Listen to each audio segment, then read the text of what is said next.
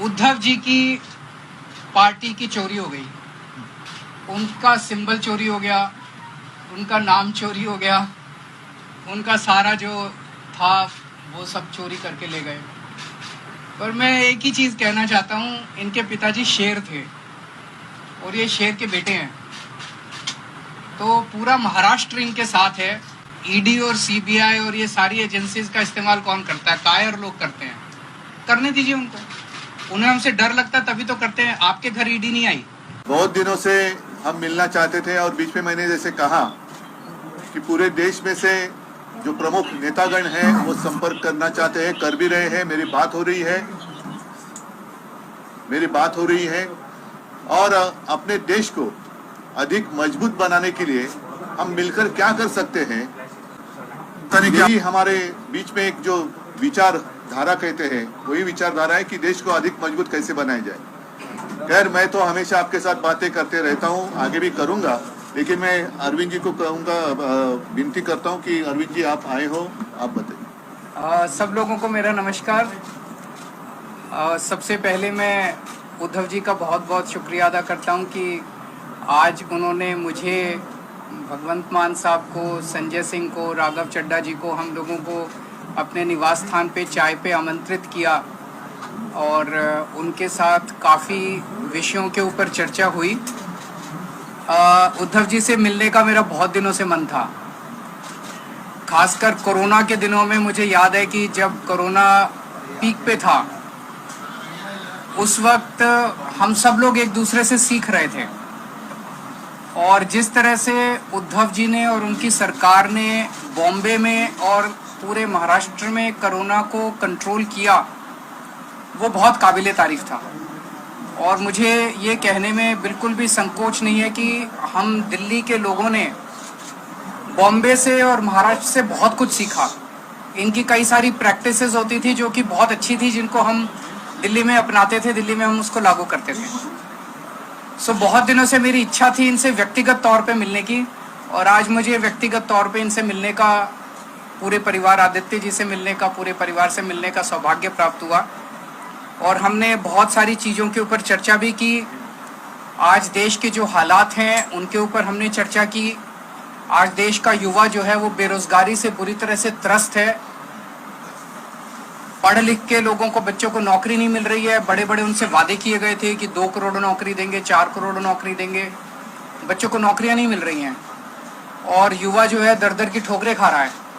लोगों के घर का खर्चा नहीं चल रहा है, इतनी महंगाई हो गई है, इतनी ज़्यादा महंगाई हो गई है कि लोगों को अपना आमदनी बढ़ नहीं रही है और लोगों का खर्चे बढ़ते जा रहे हैं, चीज़ें महंगी होती जा रही हैं। जिस तरह से मौजूदा केंद्र सरकार कुछ चंद पूंजीपतियों को फायदा पहुंचाने के लिए एक तरह से पूरे देश को गिरवी रख रही हैं, सारे देश के संस्थानों को बेचती जा रही हैं। अब एक बहुत बड़ा आज सुनने में आया कि LIC जो है वो LIC भी अब धीरे धीरे घाटे में जाने लगेगा।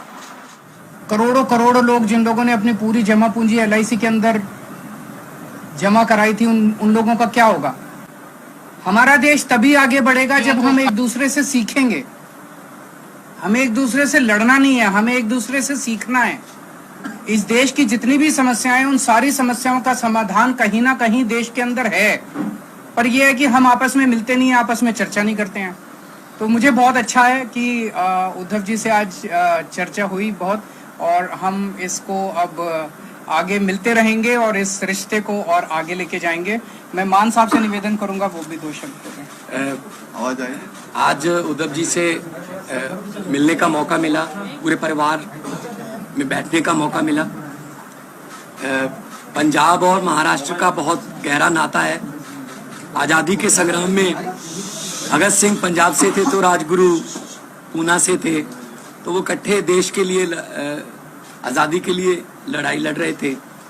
तो वीर सूरमाओं की भूमि है महाराष्ट्र, और पंजाब, महाराष्ट्र, बंगाल, चंद्रशेखर आजाद यूपी से, तो सब इकट्ठे होकर देश की आज़ादी के लिए लड़ रहे थे। उन्होंने ये नहीं कहा था कि उनको कदाचित ये चिंता नहीं थी कि आज़ादी आएगी या ना, उनको चिंता ये थी कि आज़ादी के बाद देश कौन से हाथों में जाएगा। तो इस देश की आज़ादी बहुत महंगी मिली है, वो भीख में नहीं मिली। बहुत बड़ी बड़ी कुर्बानियाँ हमारे जो पुरखे हैं, हमारे बुजुर्गों ने दी हैं। तो उस आज़ादी को कायम रखना भी हमारा फर्ज बनता है। वो तो अपनी कुर्बानियाँ देकर चले गए। इस देश में एक पार्टी है जो 24 घंटे चुनाव की सोचती है। हम 24 घंटे चुनाव की नहीं सोचते, हम देश की सोचते हैं। हमारे सामने देश है, हमारे सामने इस देश के बेरोजगार युवा हैं, हमारे सामने किसान हैं, हमारे सामने वो गृहिणी है जिसका पति हर महीने पैसे ला के देता है और उसका खर्चा नहीं चल रहा। 20 तारीख के बाद उसको पता नहीं अगले 10 दिन कैसे बीतेंगे। उन मुद्दों के ऊपर चर्चा हुई। जब चुनाव आएंगे चुनाव की भी चर्चा करेंगे। इसमें मैं एक ही चीज कहूंगा, अभी पिछले दिनों जो कुछ घटनाक्रम घटा,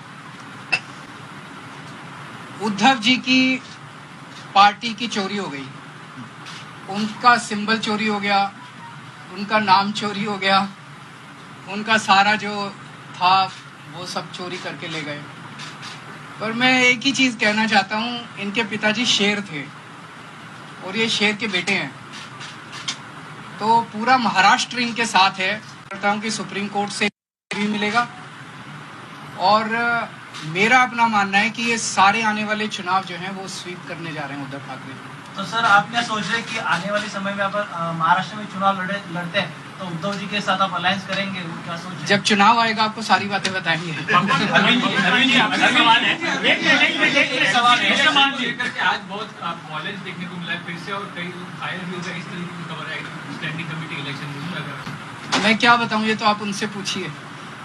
गुंडागर्दी के सिवा उनको कुछ काम नहीं आता। अगर वो इतना देश की जिम्मेदारी उन लोगों को दी हुई है, अगर वो देश के बारे में सोचें तो देश बहुत तरक्की कर सकता है। चारों तरफ गुंडागर्दी, चारों तरफ ये, इससे देश आगे नहीं बढ़ता। हम आपस में क्यों लड़ते हैं? हम आपस में इतनी गुंडागर्दी क्यों कर रहे हैं ये लोग?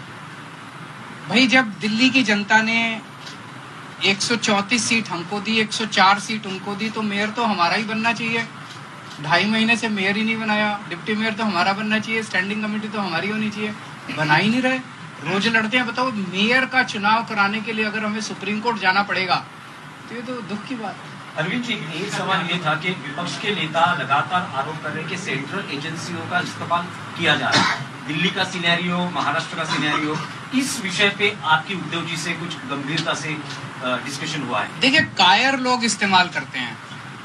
ईडी और सीबीआई और ये सारी एजेंसीज का इस्तेमाल कौन करता है? कायर लोग करते हैं।